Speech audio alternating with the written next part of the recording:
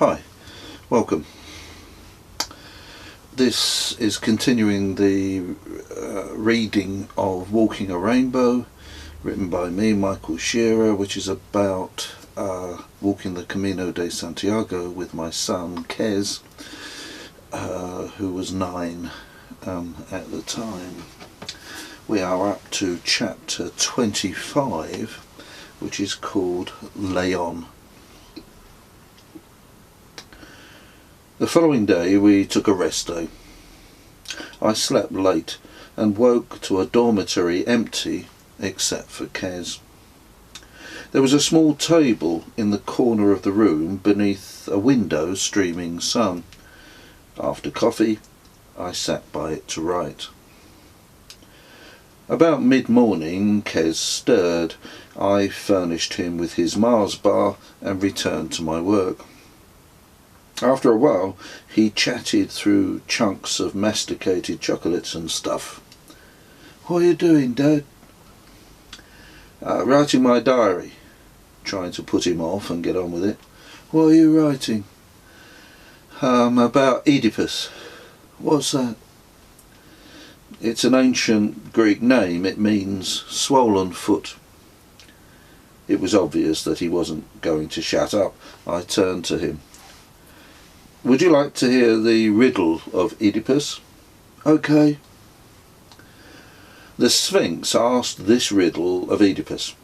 If he failed to answer it correctly, she was going to kill him, throw him off a cliff. Many had already tried and failed and been killed. He was plainly intrigued. He liked a touch of the gruesome. "What's the riddle?" "What is it that walks on 4 legs at dawn, 2 legs at midday, and 3 legs at dusk?" "Octopus?" "No." He thought for a while. "Did Oedipus get it right?" "No." "Well, he nearly got it right. Right enough for the Sphinx to throw herself off the cliff." "Tough shit," said Kez, impressed. "What was his answer?" "He said humanity. People." "Why?" "Well, babies crawl on all 4s at the dawn of their life. We walk on our own 2 legs midway through life. Then, when we're old, we need a 3rd leg, a stick, to get along." "That's neat," he said. Just then a middle-aged woman popped her head around the door. "You English?" she asked. "Afraid so," I replied. "Me too," she announced brightly. But I could have guessed. She could have stepped straight out of the Lake District. A small, tidy woman in full hiking gear, including the same make of walking boots as mine. She looked dapper. Cornflakes and pure orange juice every morning without fail. She felt like another species. I didn't know what to say to her. We swapped the usual information about starting point and distance per day. "Good refuge, this," I said desperately in a silence. "Oh, I'm not staying here. I'm in a hotel. I'm just visiting some friends I met on the way. They said there were some English here. I always stay in hotels." "I like the refuges," said Kez, plainly irritated. "Me too," I confirmed, thinking of Sam Boyle. "They're closer to the potter's thumb." She visibly did not like the idea of anyone's thumb coming in her direction. "Any sickness?" I asked, thinking of this neat little body going through the trials of the Meseta. "No, I've kept away from the water, of course, and we took a train over that bit in the middle where it's hard to get bottled water." I couldn't believe it. "You've drunk bottled water all the way from France?"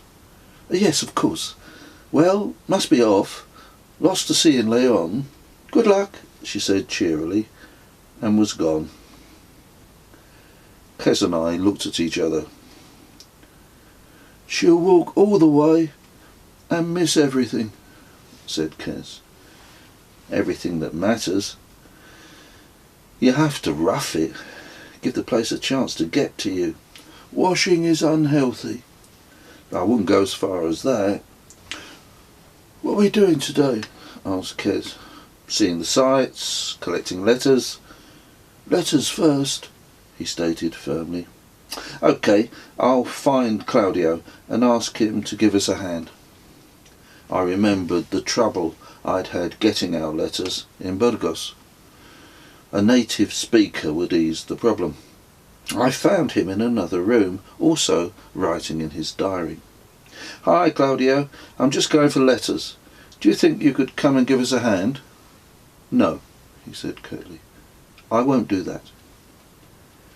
This was a surprise. He had always gone out of his way to be helpful. Right, I said, puzzled. Do you know where the main post office is in Leon? Yes, he replied brusquely. I took out my sketch map of the city. Do you think you could mark it on this map then? No, I won't do that. Well, just mark the part of town it's in then. No. I couldn't make it out and left in a rage. Come on, Kes, let's go and get these letters. What's wrong? But I'd already rushed out and he scurried after me. I charged along, raving, railing at Claudio. He knows how important these letters are to us. He could have made an effort. Calm down, Dad.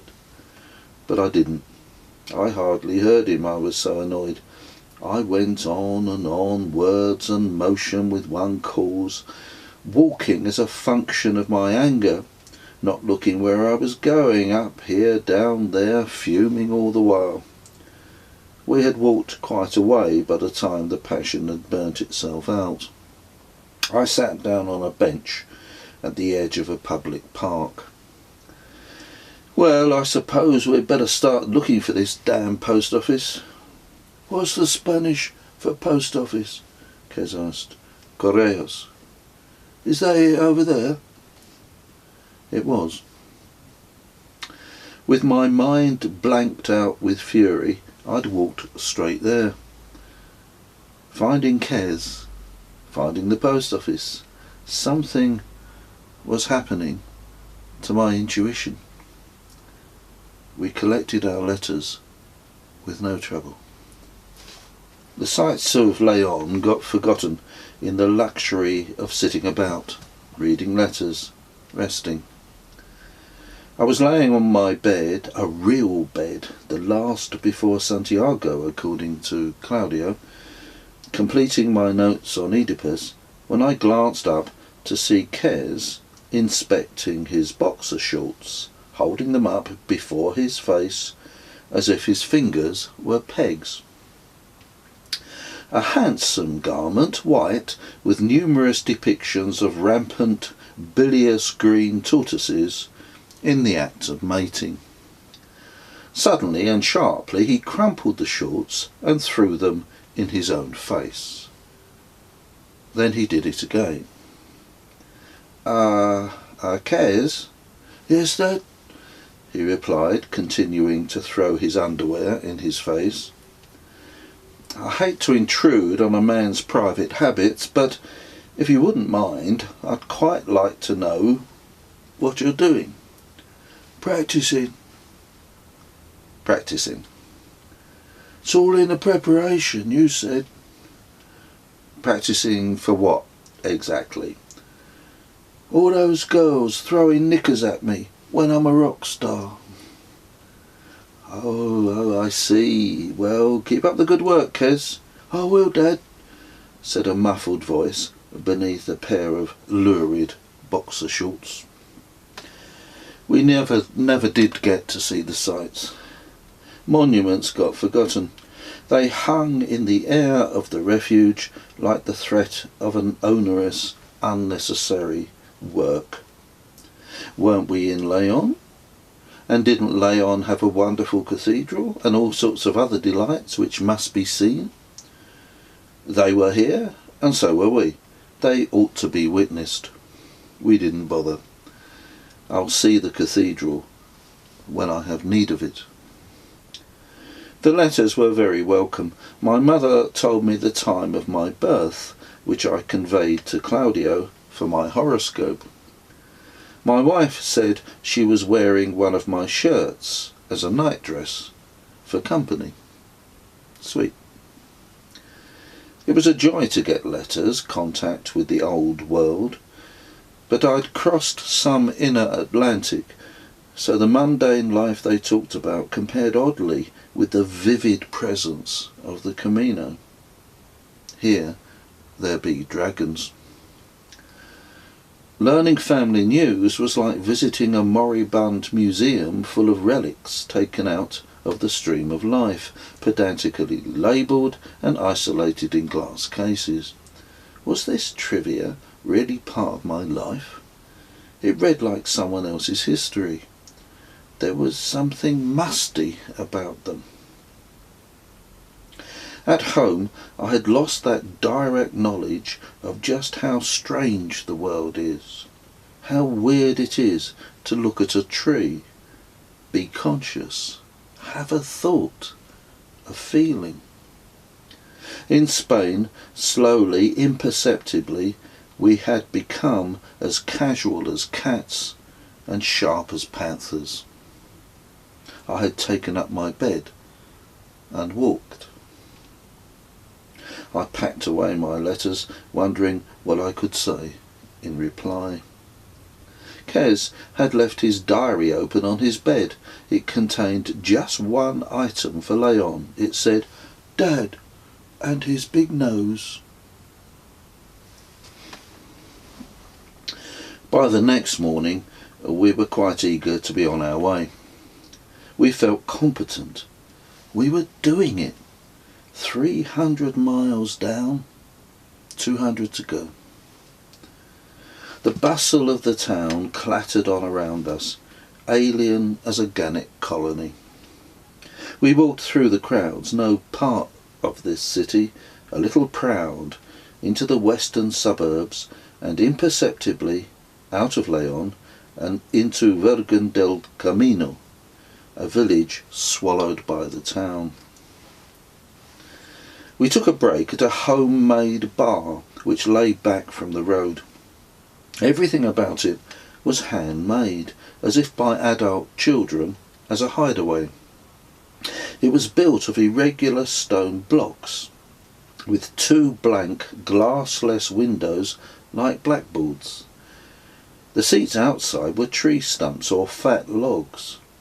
Heavy shade was further cooled inside by the stone walls. Behind the stone slab of the bar was a woman, stunningly beautiful. High cheekbones, long and silky dark hair, soft and sensuous brown eyes. A buxom figure in a low-cut dress with an abundant skirt. She was wholesome as strawberry, like someone out of a Spanish Oklahoma, and full and fine as a peony. Her smile could melt ice cubes. I felt just like a lump of sugar looks when it has coffee poured over it. She stood behind the bar, leaning slightly forward, her arms straight, hands turned outwards like feline paws. She surveyed me from above, proud, like a cat in a window. She took all my words away. I retreated with my beer outside. "I'm ill, Claudio." "What sort of ill?" "A visitation from Aphrodite," I replied, gesturing at the bar. "I see. Perhaps this is the time for your sentence." "What sentence?" "Your beautiful brown eyes fill me with desire and passion. You remember it?" "Oh, yes, yes, of course. Let me see. Tus hermosos ojos negros me llenan de deseo y pasión." "Excelente." But first I need another beer." After 4 bottles of San Miguel, I ventured back inside, only to be smitten dumb and rendered as awkward and clumsy as an arthritic hippo. I blundered back into the sun. Claudio was embracing one of the girls he had met in Puente la Reina, who had just now caught us up. She flopped down gracelessly and was introduced. Ibai, a Basque girl in her 20s, short and thin, with a weasel face and the character of a farm cat, wily and self-indulgent. She smiled a small, tight smile like a malicious traffic warden. I disliked her instantly. I couldn't find the courage to enter once more the dark sanctuary of the holy bar.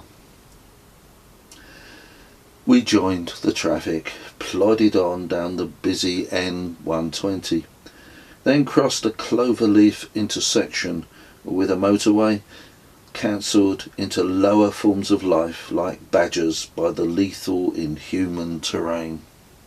You could cut through the hot air with a machete. From then on, road, and more road, and a series of strip villages skewered by the road, one of the dullest sections on the whole route, with only a dusty roadside path for occasional relief. At Valdeverde we caught up one Alison from Bury St Edmunds. She was walking extremely slowly, weighed down by a pack fit to trek the Himalayas. It was plainly new and unadjusted, leaning away from her back at 45 degrees. She lurched along like a hamstrung giraffe.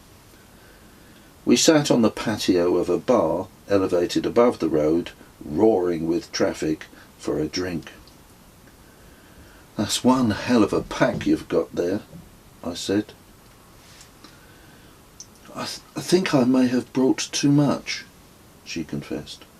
"Everybody does that. Absolute minimum, that's the rule." She looked at the pack propped up on a chair like a lumpish, inert enemy. "What have you got that you can dump? You won't make it like that. Where did you start?" "Leon." "And already in difficulties. There must be something in there you don't need." "Well, maybe the hairdryer." "The what? You're planning to carry a hairdryer for 200 miles? "Well, if you put it like that. Seemed a good idea in England," she mused ruefully. "And perhaps the evening wear could go."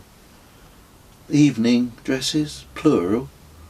You never know who you might meet," she affirmed pettishly. "Parcel them up and send them home by the next post office." "I suppose you're right."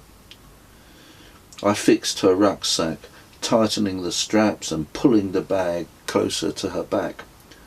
We left her to choose her lunch. Nothing much down the road except the bars, so we went in the one in the next village, the Sol de Leon. Tiled floor, chrome and glass everywhere, and a draft lager pump like a ceramic samovar. Behind the bar were English pint mugs, dimpled with a handle. "I must have one of those." "Me too," said Kez. But filled with icy and strong Spanish lager, they drowned nostalgia rather than awoke it. I had 3, nonetheless. Kez 2. More weary road, dullness upon dullness. How could anyone live here? We focused on tiny details of roadside plants, piles of rubbish, anything. But soon the mind went into defrag. What is important about the long, dull stretches is that here the ego cannot get its own way. Its plans and stratagems are cancelled. For a while it writhes in frustration.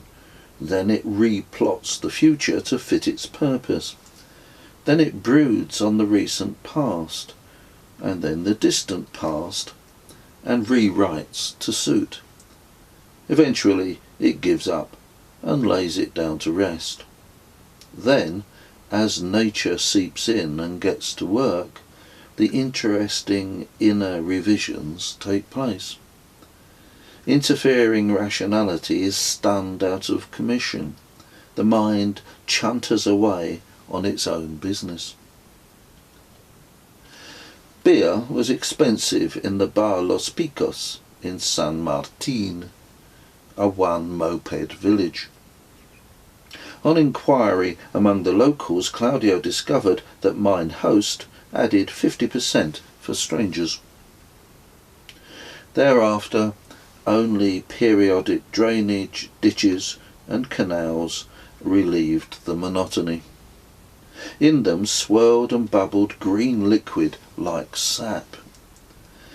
They paralleled the dirt path and sometimes crossed it to run under the road like arteries out to fields of alfalfa and succulent tall sea-green maize. Here, Kes gave up. He had wandered into the squelchy, over-irrigated fields, humid and sweltering like a diminutive jungle, sat down on a fat tussock of grass in the open sun and announced that he would go not a step further. "I've had enough. I can't walk any more. I've been meaning to tell you for ages. I don't like walking." "But you can't give up here.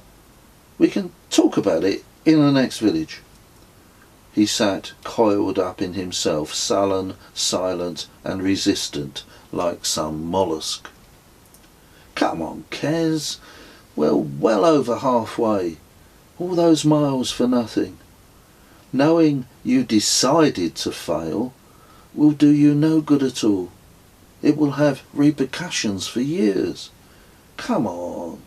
It's only about 200 miles to go." He ignored me. Claudio was sitting in the poor shade of what looked like an elderberry bush at the edge of the field. I stumbled over to him. Ebi had stripped completely to the waist and was lying face down in the sun nearby. "What are we going to do? He won't walk." "Have some coffee," he said calmly, unpacking his stove. "Wait." "This is terrible," I said hopelessly. The bottom had suddenly fallen out of my world. There was only the walking, the one stability. I began to cry. "Do you know what plant this is?"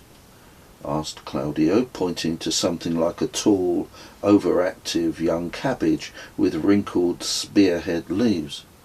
"No," I said in a wavering voice. "Mandragora." "Mandrake!" "It is important for witches." I looked around at this soggy morass of a field with its bone-dry edges. There were hundreds of mandrakes. My voice faltered. "Witches? Is that why this is happening?" "No." He passed me my coffee. "This is happening because you are both drunk." I mentally counted up all the beer so far today. It was true. I sighed and sat down heavily where I stood, unbuckled my rucksack and let it flop down behind me. I took my coffee, humbly. Kes stewed, red-faced in the damp heat. He had taken some lemons from his rucksack and was morosely chewing the bitter flesh. Eventually I took out my other shirt and tried to sew on a missing button. It was as if I were wearing industrial gloves. It took a dozen attempts to thread the needle. I placed the button where it should be and stabbed at it from the other side of the cloth, trying to find a hole. Claudio was much amused. "You are a Virgo. Use your reason. There is another way." Damn busybody. He had to always be right. Eventually, Kes came over quietly and sat with us. Accepted some coffee. Ebi turned her head and leered at me lasciviously. there was no more talk of giving up.